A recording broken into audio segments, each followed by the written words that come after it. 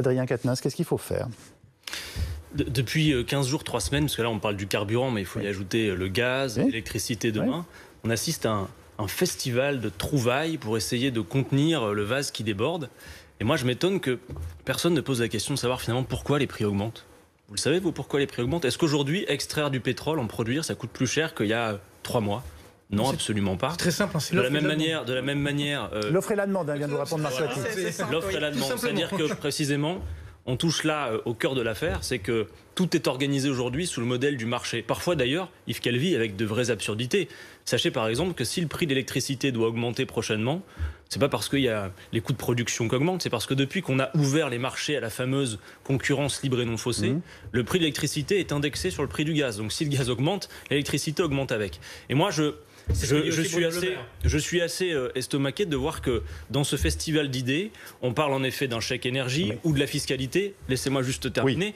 Que ce soit le chèque énergie ou la fiscalité, à la fin, c'est le contribuable qui paye. C'est-à-dire que la fiscalité, ce que vous allez économiser à la pompe, vous le paierez derrière en impôts. Et le chèque énergie qui va le payer. En revanche, Yves Calvi, personne n'interroge le fait que dans ce même moment, il y a des fournisseurs d'énergie qui distribuent de gros dividendes à leurs actionnaires. Par exemple, Total, c'est 7 milliards. Les 3 fournisseurs vous voulez principaux... taxer Total? Nous, ce que l'on propose, et d'ailleurs Jean-Luc Mélenchon est le seul, et c'est assez consternant de voir ça, il est le seul aujourd'hui à proposer une 5e solution dans votre arsenal, qui est le blocage des prix. C'est-à-dire, c'est pas le contribuable qui va payer, c'est pas non plus un chèque énergie qu'on va financer, chacun en faisant sa petite marotte, 100 € de plus, 100 € de moins. C'est de dire qu'on peut, grâce au code du commerce, bloquer les prix et organiser le fait que le blocage d'ailleurs revienne à avant les hausses. Parce que sur le comment gaz, vous imposez ça? Pardonnez-moi, non, mais alors, allons au bout de cette idée. Très Oui. bien.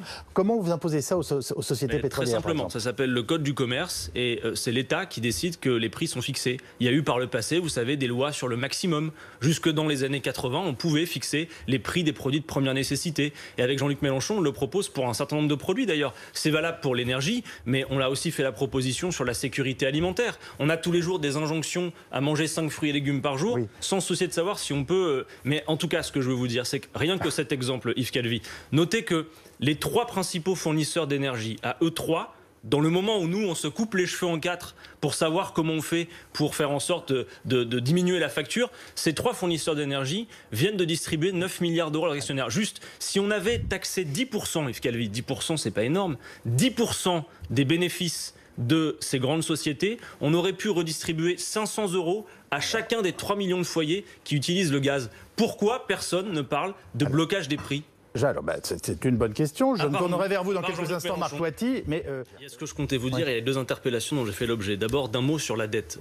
On aurait tort de comparer la dette publique à la dette d'un ménage. Heureusement qu'on ne rapporte pas la dette d'un ménage à une année de sa production, parce que sinon, vous auriez de quoi avoir peur. Par ailleurs, juste dire une chose, mais on ne va pas se lancer dans le débat, c'est mon tour de vous répondre. Allez-y. La Banque centrale rachète déjà des titres de dette aux États. Elle pourrait très bien continuer à le faire. Et aujourd'hui, à cette heure, compte tenu de ce que sont les taux d'intérêt, il n'y a pas de difficulté. D'ailleurs, on n'a jamais commencé à rembourser cette dette. On peut ne pas relancer un débat sur la dette, s'il vous plaît. Est-ce que je l'ai lancé, moi, le débat sur la dette? Non, c'était une tangente. Non, mais c'est important, pour pas que des choses soient finalement dictées comme des vérités sans qu'il y ait de contradiction. Ensuite, ce que je voulais vous dire, c'est que ça va continuer sans doute. Parce que, rappelez-vous, Yves Calvi, quand on a ouvert les fameux marchés à la concurrence pour le gaz et l'électricité, la Commission européenne qui le faisait nous promettait que la conséquence, ce serait la baisse des prix. Depuis qu'on a ouvert les marchés, le résultat, c'est plus de 80% sur le tarif du gaz, 60% sur le tarif de l'électricité, et ça va continuer. Car M. Macron, en élève bien zélé de la Commission européenne, a le souhait, avec la Commission européenne, de mettre fin, dans un avenir proche,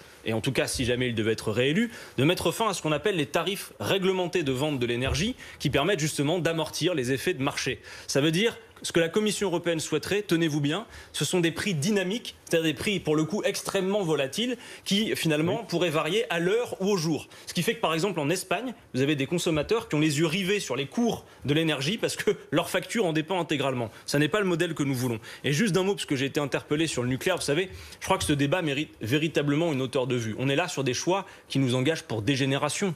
Et la grande question qui se pose à l'heure où on a, et moi j'en fais pas grief à ceux qui ont fait ce choix précédemment, l'énergie nucléaire nous a permis en effet un certain essor économique, une énergie à bas coût. Aujourd'hui, tout le monde sait qu'on se trouve dans une situation où nos centrales arrivent en fin de vie et où la question qui se pose, c'est est-ce qu'on met le paquet, on investit des paquets de milliards, parce que quand même votre EPR par exemple, c'est une facture multipliée par 6 aujourd'hui. Est-ce qu'on met des paquets de milliards dans le fait de prolonger ce modèle-là, ou est-ce que plutôt les 150 milliards du grand carénage, on les investit dans les énergies renouvelables avec des scénarios tout à fait sérieux et la sobriété énergétique? Vos engagements n'ont pas été respectés. Nous, avec Jean-Luc Mélenchon, on souhaite rénover 700 000 logements par an parce que vous avez dit que la sobriété, les passoires thermiques, c'est un objectif, j'en suis d'accord, mais vous êtes très loin de vos objectifs sur le sujet.